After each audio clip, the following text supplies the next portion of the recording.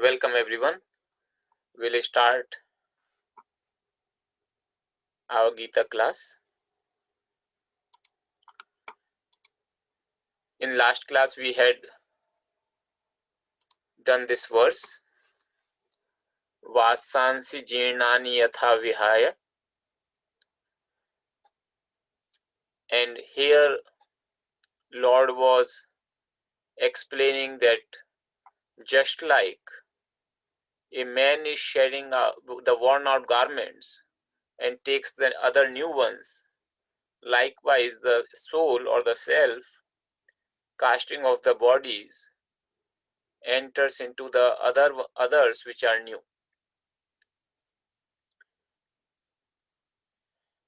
So there has been a comparison so far between the body and the self, trying to show that they are different from each other.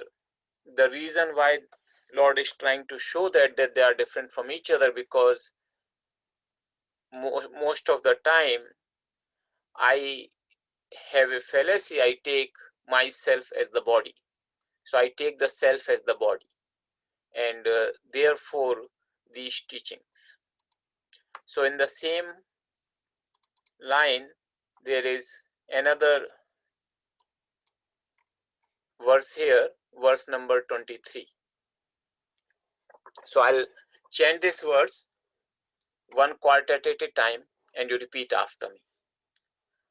Nainam chindanti shastrani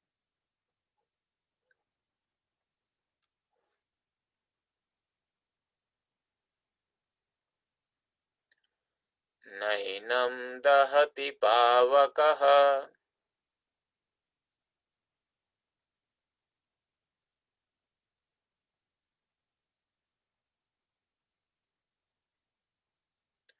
Na chainam kledayantyapah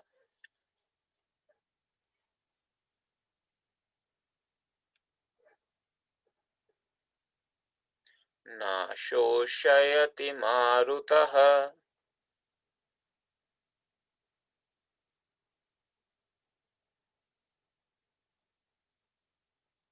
Now the whole verse together. Nainam chindanti shastrani Nainam dahati pavakaha Na chainam kledayantyapah Na shoshayati marutaha. We'll see the different words, grammatical analysis. This verse is a very popular verse, and in India many a times it is chanted at the time of the death of a person.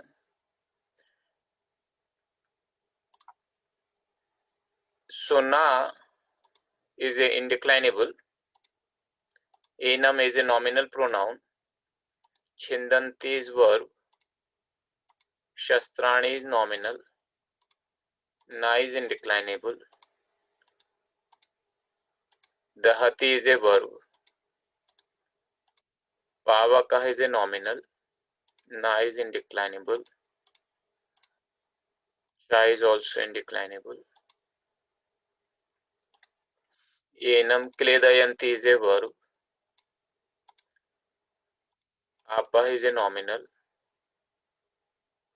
na is indeclinable, shoshayati is a verb, and maruta is a nominal.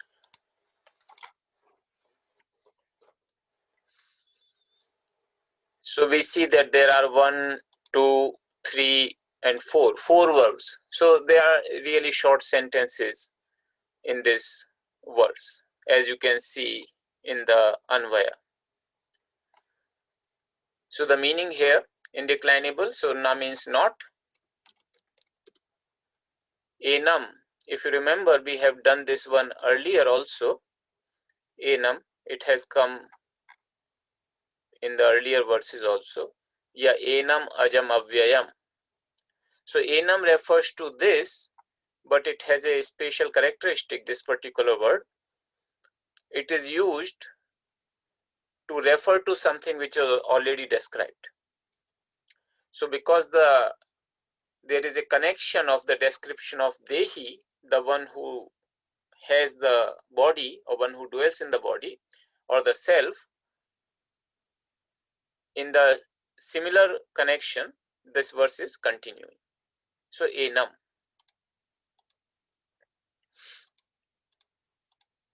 Accusative, singular, masculine, and here is etad, that is the base word, means this. Chindanti, so this is a verb and this is a present tense, latlakara, third person, plural,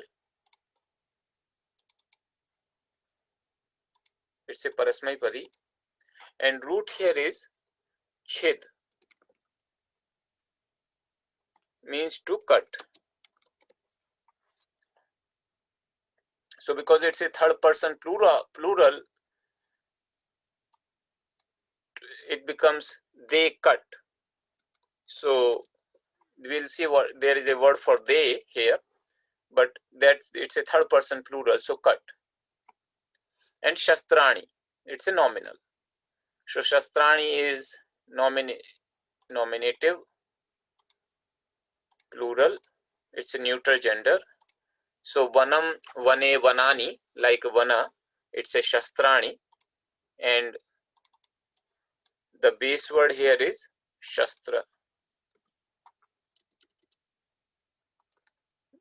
means weapons.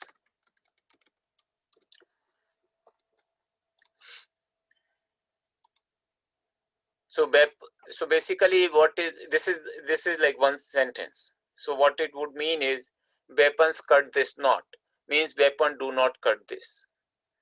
So weapons cannot cut this self. Na, again it's a declinable, not enam, it is the same word here.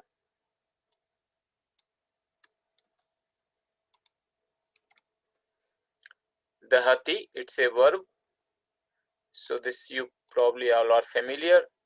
It's a third person singular here, parasmaipadi, and here the root is daha and it means to burn.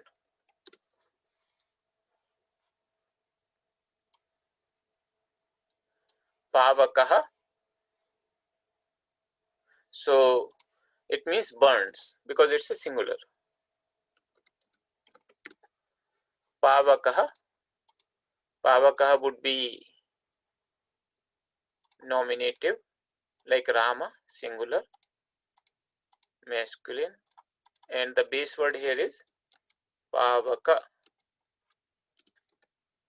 means fire. Pavaka means fire. So this is another sentence here. Nainam dahati pavakaha. Pavakaha enam na dahati. Fire burns this not. Fire does not burn this. So fire cannot burn this self. Na is not. Cha is and. Enam, same thing is being described here again.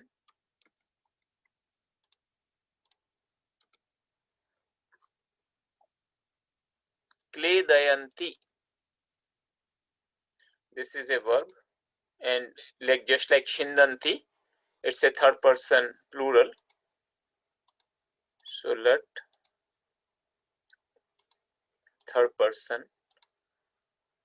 plural and parasmaipadi, and this is the root here is klid. Klid is means to be wet, and this is a little bit special verb here. It's a causative. So why is it causative and what does it mean? So klid means to be wet. And when you turn something as causative verb in Sanskrit, that means to make something that way. So it would mean to make it wet, to make wet. So klid means to be wet, and causative, when we turn into it, means to make wet. In English, we somehow use the verb to wet in both ways. We can, but in Sanskrit, the forms are different. So this one would be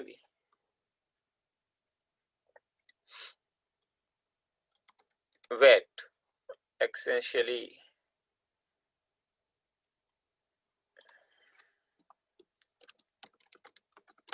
make wet. So normally we don't say make wet, we just use wet, but that's what it would mean. And apaha, this is nominative, plural, feminine, and the word here is up, means water. So this is a bit special word, apaha. Normally you would expect it would be like a singular, like pavakaha, masculine singular, but this is a very special word, up, and it's a feminine. It's a word for water, and the speciality of this word is that it's always used in plural.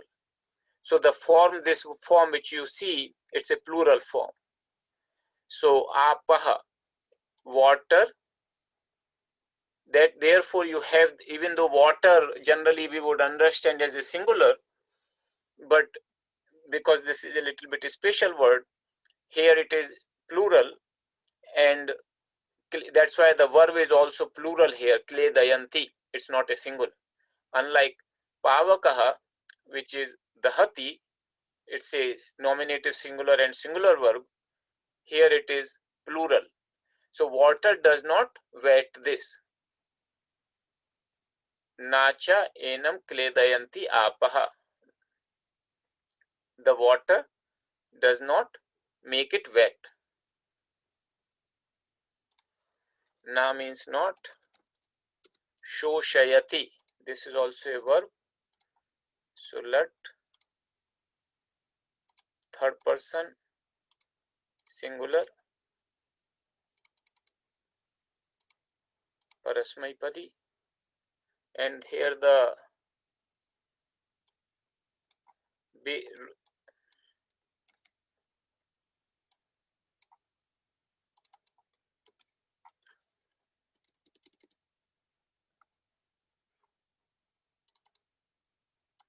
root is shush, means to be dry,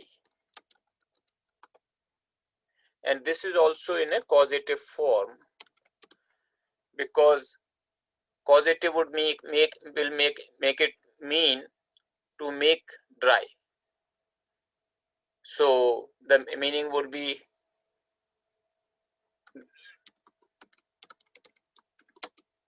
make dry.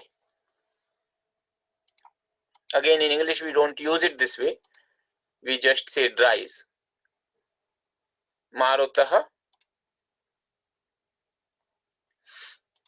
it is a nominative singular, masculine.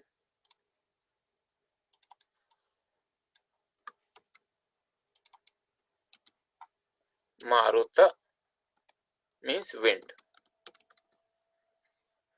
So wind does not dry it. That's what it means. So if you look at just grammatically, this verse is fairly simple. It has like these 4 sentences. Weapons do not or cannot cut it. The fire cannot burn it.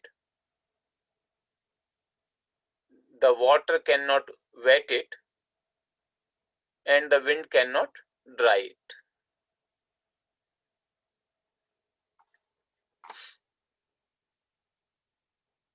So this self is being described here again to show the difference from the body, because body can be cut by the weapons,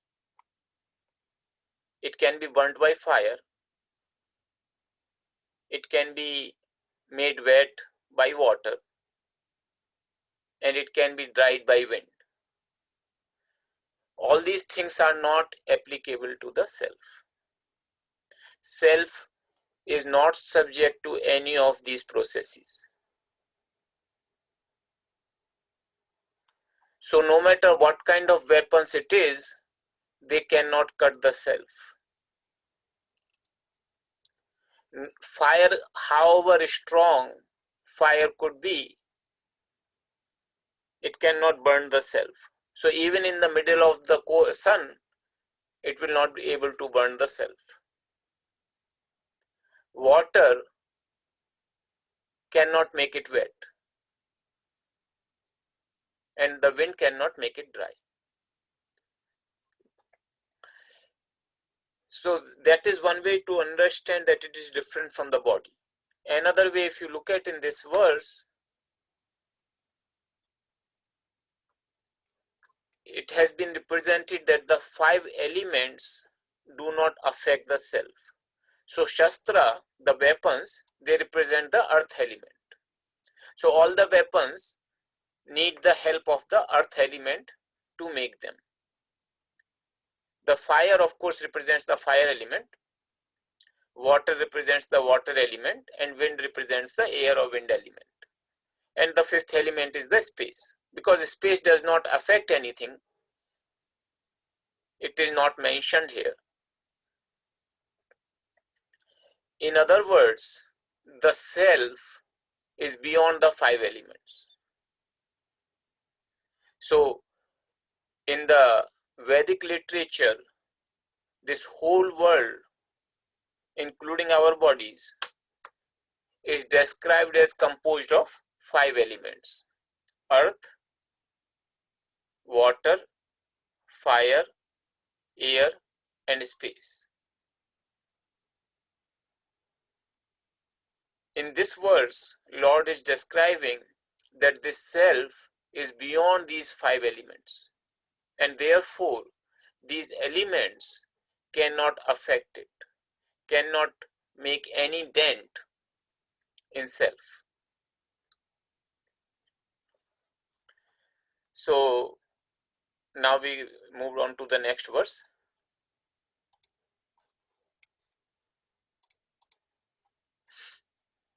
We'll chant it first. I'll chant one quartet at a time.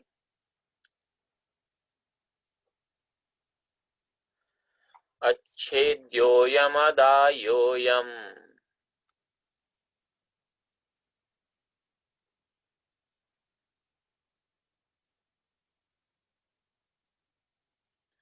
akledyo shoshya eva cha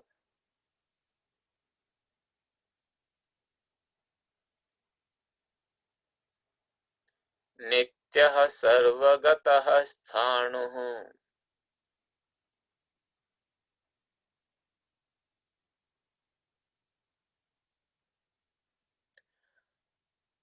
Achaloyam sanatanah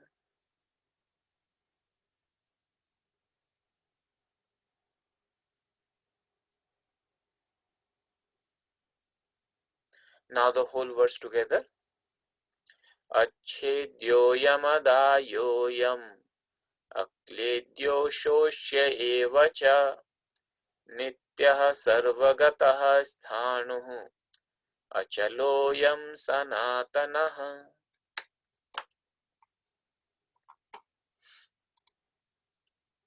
We'll look at the word meaning. Again, the grammatical analysis of this verse is fairly straightforward and simple. Achedya, this is nominal. Ayam is a nominal pronoun. Adaya is a nominal. Ayam is a nominal pronoun. Akledya is a nominal. Ashoshya is a nominal. Eva is indeclinable.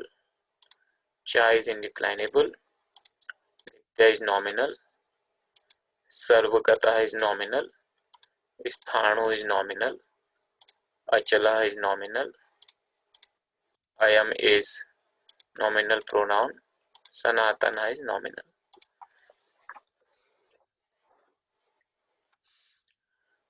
So one strange thing you will find in this verse, which we have not encountered so far in any of the verses, there is no verb. We don't have any word of the type verb. And I had explained earlier that verb is the central part of a Sanskrit sentence. So you cannot have a meaningful sentence without a verb. So how to make sense of this then? So the verb here is implied. And generally when the verb is implied, it is of the form of asti or bhavati. So here it is asti, as you can see in the Anvaya. And once you put that verb, the sentences become really small and simple. So we'll see that. Achedya, this is nominative singular, gender masculine. Base word here is achedya, like Rama. So the meaning of this word is not subject to be cut. So what does this mean? So this word is coming from chid dhatu. So if you see in the previous verse, we had this word chindanti, and the root here is chid. The same root now is deriving this nominal chedya.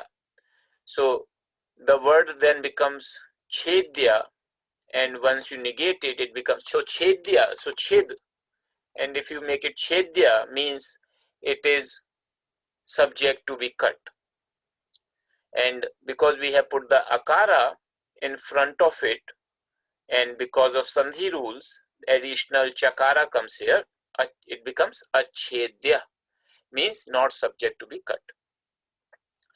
So this suffix in Sanskrit, which makes from chid to chedya, means to from the root verb cut to something which can be cut.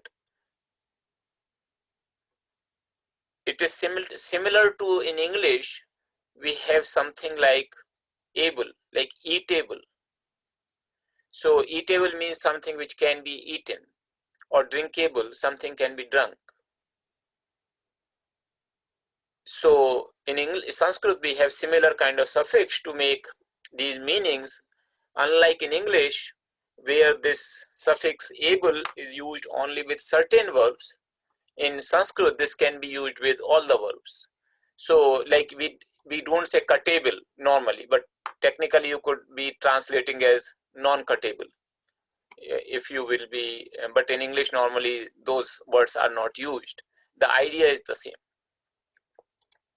I am, it is nominative, singular, masculine, and the base word here is idam. It's a pronoun, means this. So I had showed you earlier also. So this idam, that is the word here, the base word, and it has the nominative singular as I am, and enam as the accusative singular. So in the previous verses we saw accusative singular. Now we are seeing the nominative singular. Same word, idam. This. Adaya.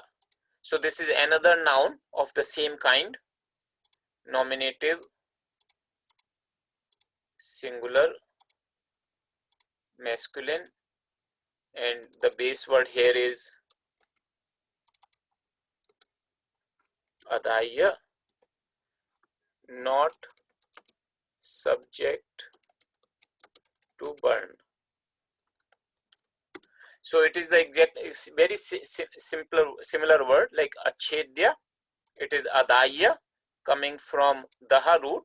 We had this dahati verb, and it has the root as daha. Daha means to burn. So the same root now making this noun, so in English you can say burnable, or no, adaya would becomes non-burnable. I am again the same word here. Akledya. So this is again the very similar kind of word, nominative, singular, masculine,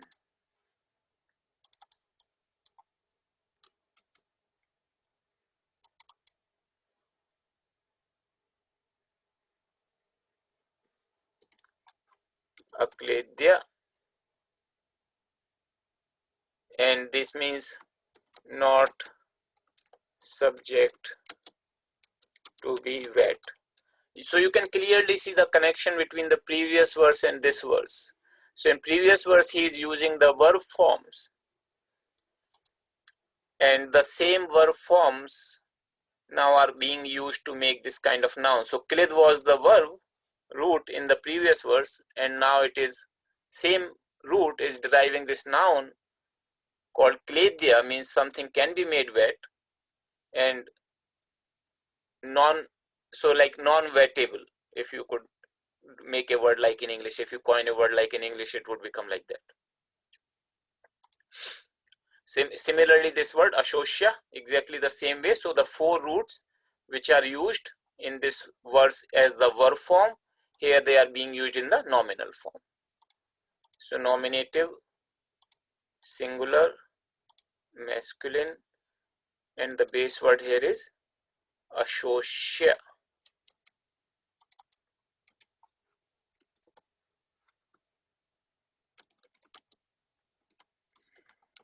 Not subject to dry or non-dryable. Eva is a indeed, cha is and. These are indeclinables. They don't have any case or anything. They're just the meaning.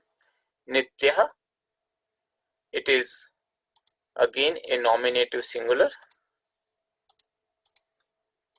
masculine, and the base word here is nitya, means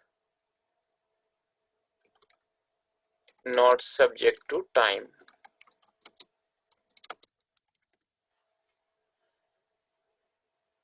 Sarvagataha,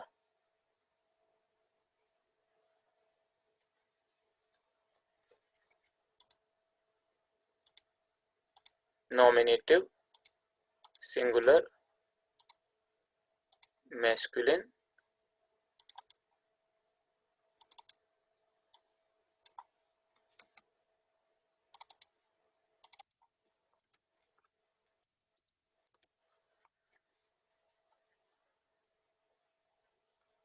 so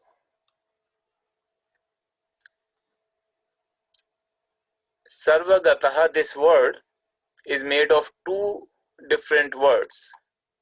If you see here, it is like Sarvagata. So Gata means gone to, and Sarva means all or everywhere. So Sarvagata means which goes everywhere, or which is everywhere. So present everywhere. Everywhere present, or we can say omnipresent. Sthanuh, this is also nominative singular, masculine,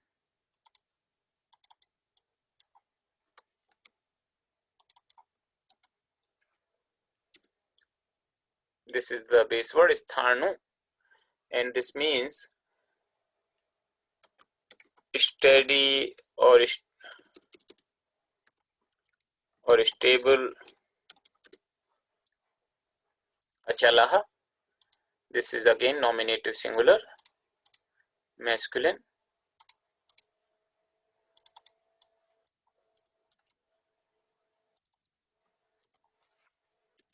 achala means immovable. Ayam, this is the same word here, and sanatanaha, this is also nominative singular, masculine.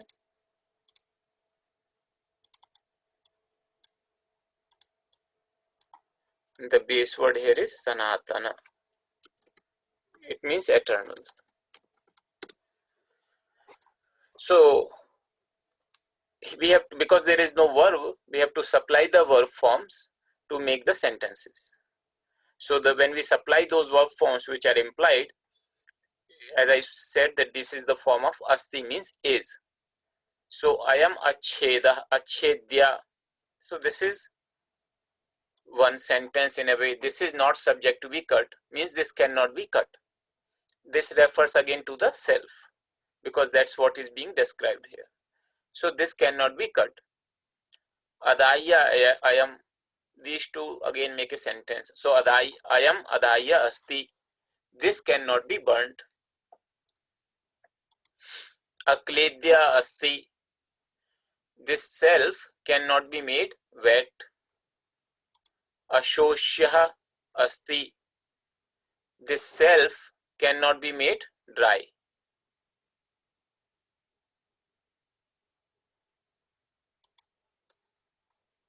Indeed, this self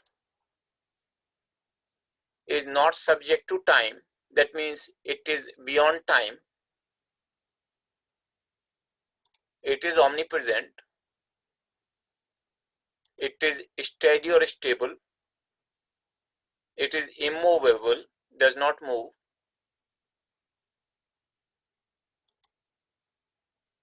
And this is eternal. So in the previous verse, Lord says that this self cannot be cut by weapons. Weapons cannot cut it. Fire cannot burn it. Water cannot make it wet. And wind cannot make it dry. Here he is again saying the similar thing, but with a little difference. So it is not that weapons cannot cut it. Like it's not a problem that if we could figure out another weapon tomorrow, which is of a very high potency, that might be able to cut the self. So it's not that this self cannot be cut. It's impossible for this self to be cut. Why is it impossible for it to be cut? Because anything which is made of the component parts can be cut. This self is not made up of any component parts. There are no components in the self. Therefore, it cannot be cut. So all the matter in the world, you can keep on dividing, right from molecule to atoms to electron, proton, and then subatomic particles. So therefore, it can be cut and split. But this self does not have any such components. Therefore, it cannot be cut.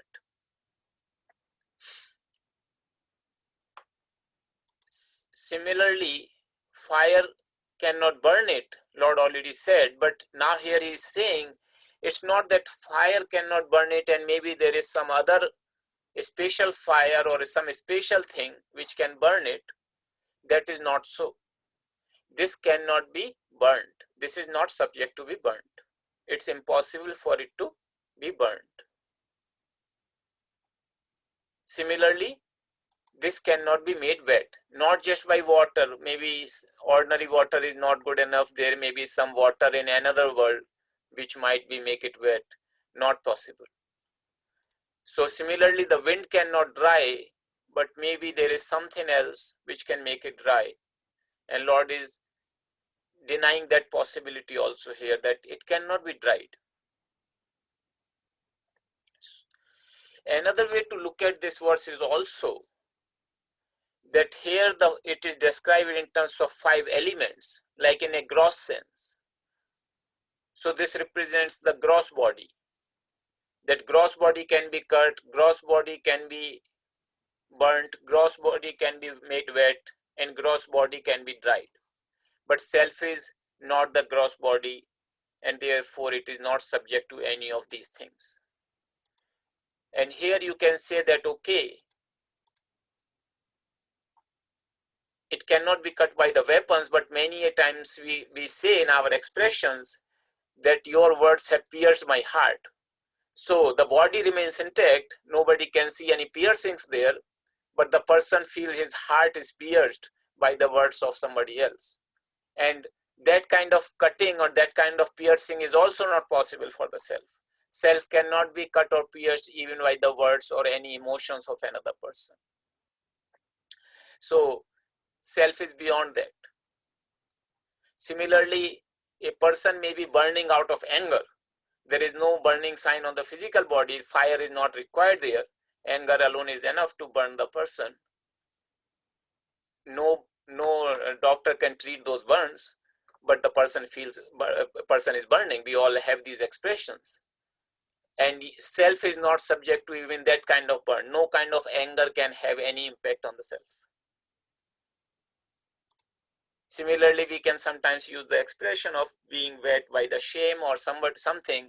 Again, self is not subject to that kind of wet or being wet also.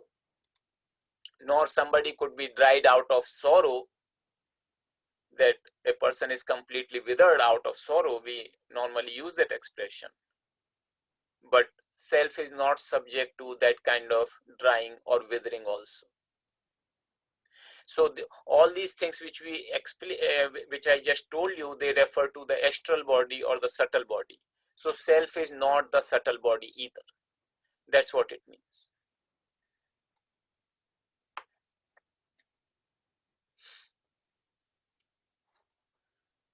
Then, so these are the ways it is defined that what is self cannot be subject to these things.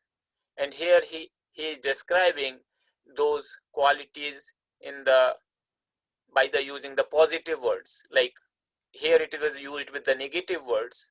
Here negation, by the method of negation. Here it is by in Sanskrit we say vidhi or nishedha, by making a positive word nityaha. But again, because when we try to explain in English, again we makes the use of the negation, simply because whatever we perceive, it is subject to time. So when we say this is self is nityaha, and how do we explain that? Then we say it is not subject to time. So that means it is beyond the time. Sarvagataha. So in the self, there is no past, present, and future. Nitya. Sarvagataha. It's present everywhere. It's omnipresent. There is no place where this self is not. Many times we consider that the soul is like inside the body in some space, little cranium. Sometimes we have that expression that is useful for meditation purposes. But the nature of the self is omnipresence everywhere, not in any particular part of the body. So self is also, these are the two words used to describe the self, sthanu and achala, immovable and stable. So they look very similar. The only difference here is that something moves about. That is, so self does not move about. So it is immovable. And stable is simply that even though something may not move about, like a rock, but it is going through those inner vibrations, those inner changes, that molecules are vibrating, maybe however tiny bit, the atoms are vibrating in place. So those kind of subtle movements are also not there in self, not just the gross movements, but the subtle movements are also not there. So that's where the two words are used to negate those kind of movements. And it is eternal. Eternal simply means here is, it is without beginning. It was never born. There was never a time that, okay, we say from now on the self is. So there was never such a thing. So in these words, Lord describes that self it is not possible. Self cannot be cut or burnt or made wet or made dry. Similarly, it is not subject to the time. It is omnipresent. It does not move, nor has any kind of subtle vibrations, and it is without any beginning. There is no beginning of the self. So there are some questions, so I'll take the questions now, and if you have anything you can send it through the comment, but I'll read some questions.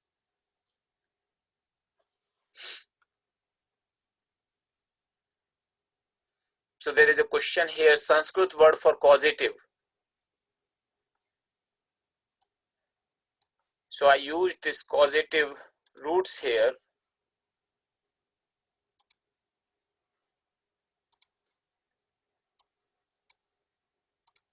And I said these are the causative verbs. So what is the word for causative in Sanskrit? Sanskrit uses a particular suffix. So if you go by the Panini grammar, it uses the word hetu. So one person becomes the hetu or the cause of performing an action being done by somebody. So that's what the hetu, and there is a suffix called nij. So when you put that suffix, the root becomes causative. The verb becomes causative.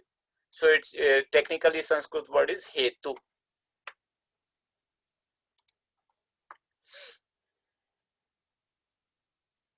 There is another question here. Etad versus etam, idam. Can you please explain? Isn't 224 a repeat of 221 and 223? Is it for emphasis? So first question is etad versus edam. I'm not sure, there is no word called edam. This is enam versus edam. This, if I go to pronoun table. So there are these two words, imam and enam. And also if you look at here, this is idam in neuter. So the base word is idam here. In plural it becomes ayam. In feminine it becomes iyam, the same word, and in neutral it becomes idam. In the second case we have two forms here, imam and enam. Enam is used only when you are talking about something which has already been discussed. So enam is with the previous reference, while imam can be used without any previous reference. So that is the difference between these two forms. If your question is different, then please clarify.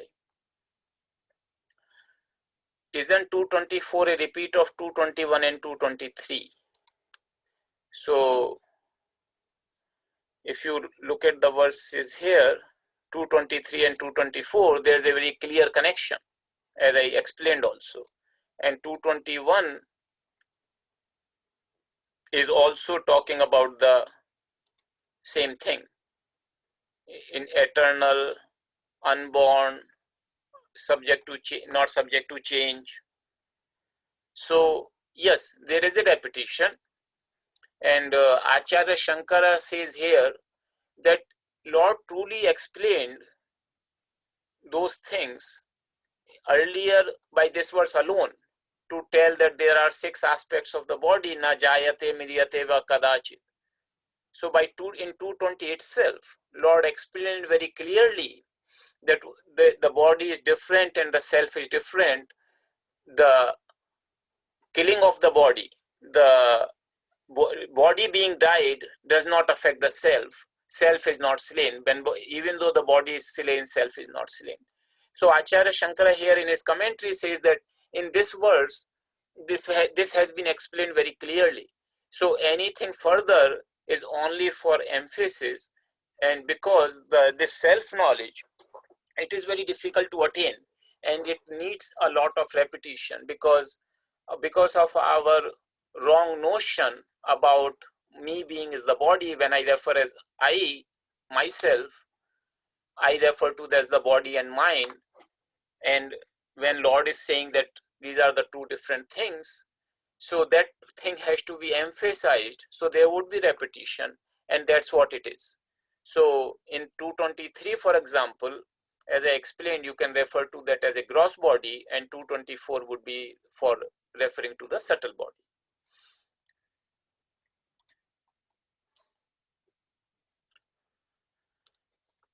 Then there is a question. So Nitya can be translated as eternal also. It is the same as not subject to time. I heard this translation before. So even though these words, Nitya, are not subject to time and eternal, they look very similar, and many times they are used interchangeably. Here the differentiation is, in case of Sanatana, that it is beginningless. So something could be not subject to time once it is born. So there was a time then it came into existence, and after that it is not subject to time. So many people say that God created this world at a certain point of time, and after that world is there. So world is like Nitya, it is sort of always there.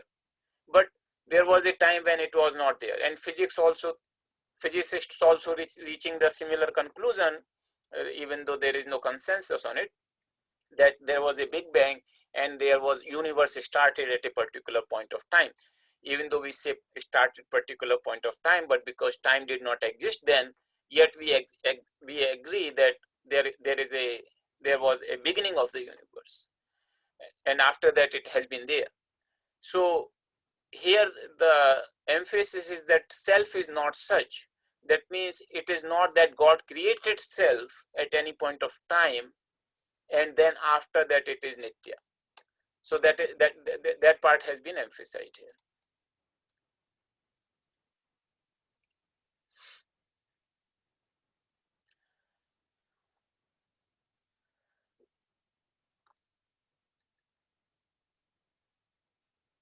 So there is a question here. Baba, does Bhishma Pitava have this knowledge? Vishnu Sahasranamam came from him. If so, why did he make a promise that he stuck to and did not break? So that part is completely different. There's this for those people who may not know the whole story of Mahabharata. So Bhishma Pitama is a character which came in the Gita also. He is the great grandfather of Arjuna, and he is known for his sticking to his promises, to his words. So if he makes a promise, he will not break. That was his defining, one of the very important characteristic. He was like personification of that characteristic, that a promise made has to be stuck no matter what. So the question here person is asking that does Bhishma have this knowledge of self? And it seems from his utterances that he does, because he gave the knowledge of Vishnu Sahasranama to Pandavas. But I do not see the connection between these two questions. Why did he make a promise that he stuck to it and not break? What is the connection between the self-knowledge and sticking to a promise and not breaking? So that there is no connection between these two things. A person of self-knowledge can be following his promise, and the person is clarifying following dharma. So dharma is a very subtle thing. For Bhishma Pitama, that was his dharma and he followed.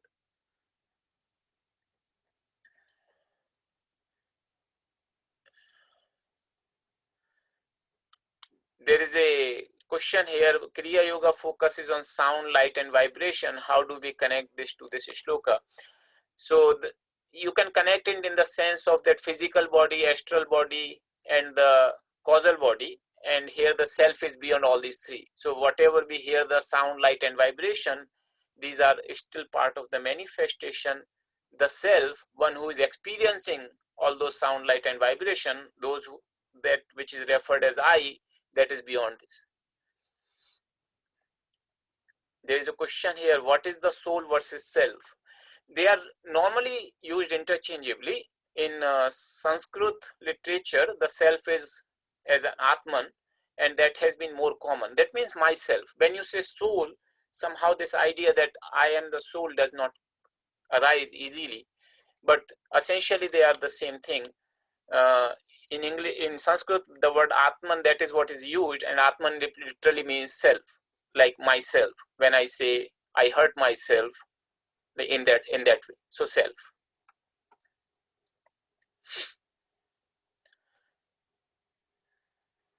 So there is a question here. This person is saying, when is etad used versus idam? So that should be, there are two different pronouns, idam and etad. I think I made a mistake there, in probably in one of the verses I used the word etad. Okay, so it is idam, it's not etad. So but just to clarify your question, these two, both of them, with both of these pronouns, these are used idam and etad. These are two different pronouns. Both of them are used to refer to something which is close by. As per the Sanskrit traditional way, it is said that idam is something close and etad is something very close. But in practice, it is kind of used different, either way. It can be used interchangeably in some cases. But there are, just to understand that there are two different pronouns for pointing to something which is close by, etad and idam.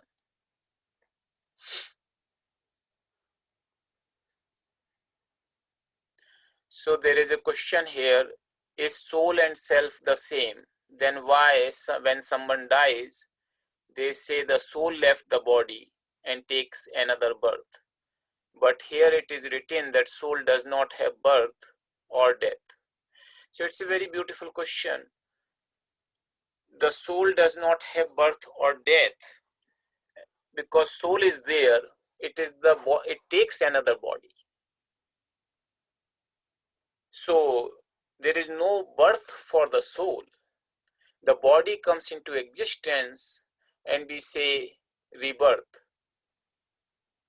But from your statement itself, as you are saying that soul has left the body and takes another body, so it's not another birth. Birth means something comes about new.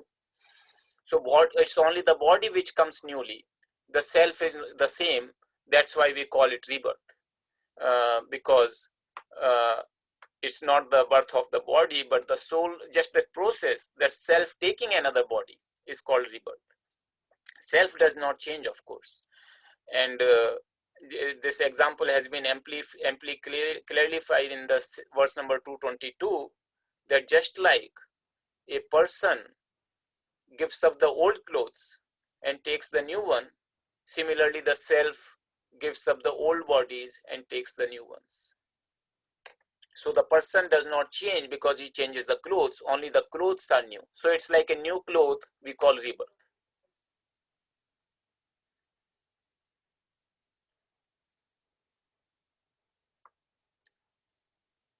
So this person is saying both are defined as this in English, etad and idam, because English does not have two different pronouns. So English only has this. That's why they have to be translated as this in English. Sanskrit has two different pronouns for representing this idea of this, the something pointing to something nearby. There is a question, the self is omnipresent. We are not the body, we are the self. But we are not omnipresent until we are one with God. So these statements, on the one hand, they are correct. On the other hand, they have to be contemplated upon. So it's not that intellectually you can decide that I am one with God, and then the question is, what is God? So all these things are to be contemplated upon. And then slowly the understanding arises.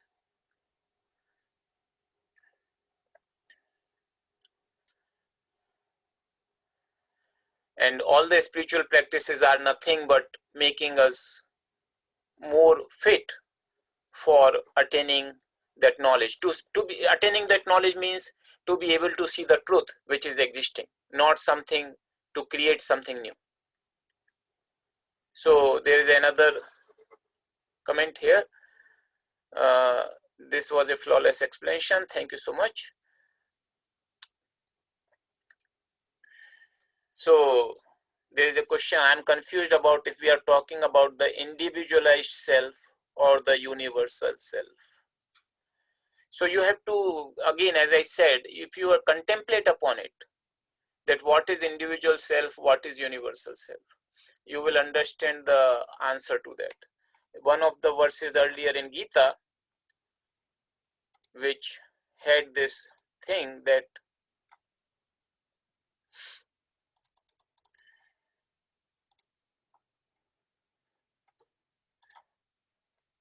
no, let me bring out that verse. So here, if you look at, we discussed this verse, Sharirinaha,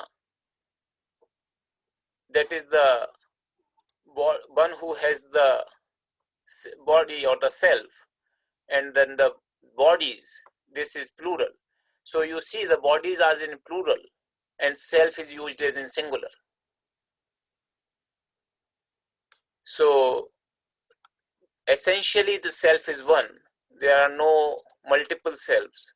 But because we identify ourselves as individual, we use the word as individual self.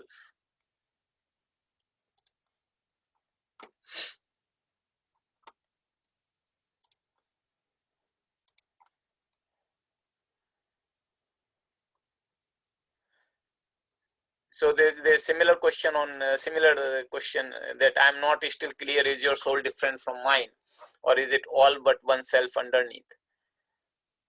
So again, as I said, this question is truly answered when you are able to figure out who you are, like the answer to that, who am I? And there are some tips given that how to contemplate, but when that question is clear, all these doubts then go away. Otherwise, some explanations can help, but truly the true understanding arises only then.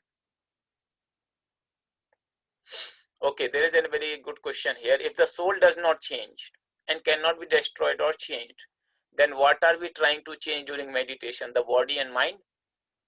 So yes, you cannot change the self by meditation. The quality of being able to see yourself as that self, it requires a pure mind, and meditation is for purification of the mind. So meditation helps you to have that instrument. It is like if your glasses are having the dust and dirt, you will not be able to see the things clearly. So here the mind is like the instrument or the glass which has got all this dirt, and self is there to be perceived, but because of the dirt and dust on the mind, cannot perceive the self clearly, can misperceive it. So meditation is to clean the mind. That's what we call chitta shuddhi in English. So there is a comment here, waves and ocean is a good example for individual self and universal self. Yes, this is one of the good examples, and many other examples have been given that way. But here the vision of Vedanta or Gita is primarily that one self is one, and self alone is. So thank you for all these beautiful questions and attending the class. We'll close the class with the prayers.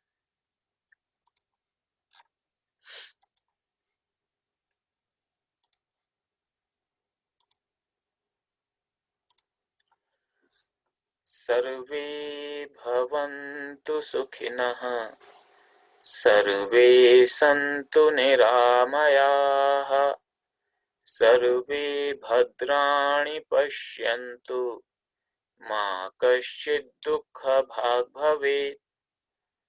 Om Purnamadaha Purnamidam Purnat Purnamudachyate Purnasya Purnamadaya Purnamevavashishyate Om Shanti Shanti Shanti. Thank you everyone.